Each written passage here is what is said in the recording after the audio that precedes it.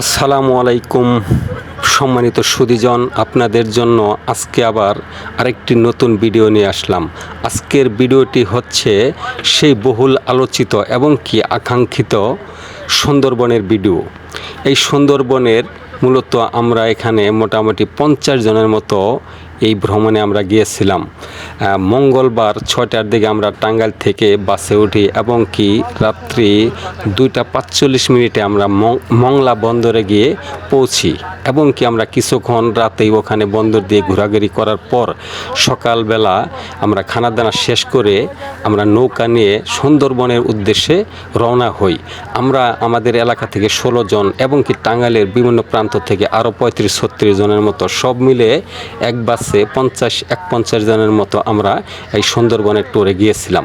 এবং কি আপনারা এখানে দেখেন কি সুন্দরভাবে আমরা নৌকায় সবাই বসে বিভিন্ন আরামায়েশ করে এবং কি বিভিন্ন জন বিভিন্নভাবে ভিডিও করতেছি এবং কি আনন্দ উপভোগ করতেছি।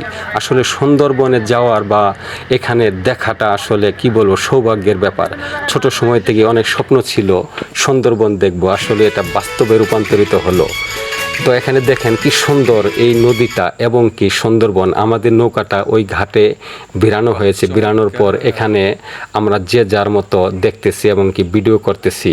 তারপর আমরা এখানে আরও বিভিন্ন যে পয়েন্ট আছে সেই পয়েন্টগুলো বিষয়ে আমরা ঘেটে এখানে জেনে তারপর আমরা সামনের দিকে অগ্রসর হই।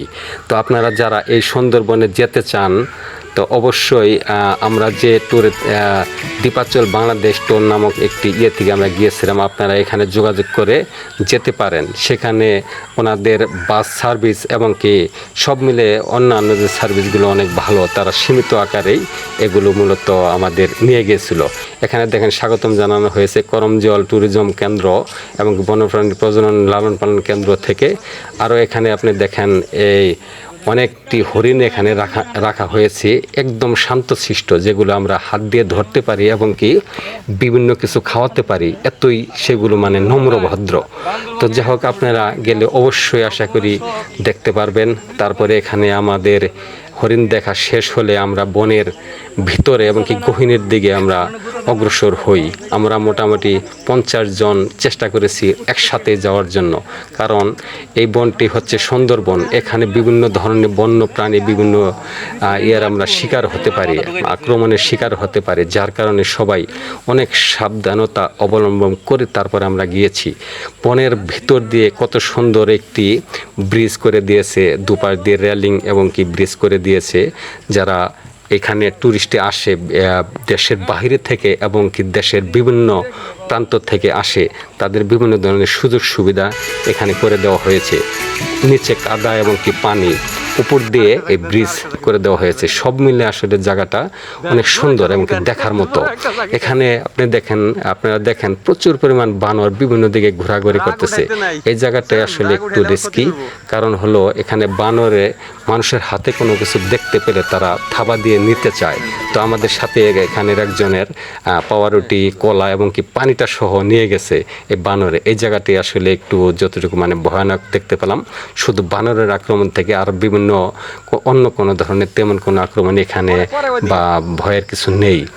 তো যাই হোক আপনারা যাবেন, যারা যারা যেতে চান তো আপনারা যেতে পারেন এই সুন্দরবন ট্যুরে। আমরা মোটামুটি যারা যারা গিয়েছিলাম সবাই আসলে অনেক অল্প খরচে অনেক আনন্দ এবং কি উল্লাস করে আমরা এই জায়গাটির দিকে ফিরে এসেছি। এখানে এই বানর আপনারা যেখানে দেখতে পাচ্ছেন, এই জায়গাটি সবচাইতে যেমন ভয়ঙ্কর তেমনই আকর্ষণীয়।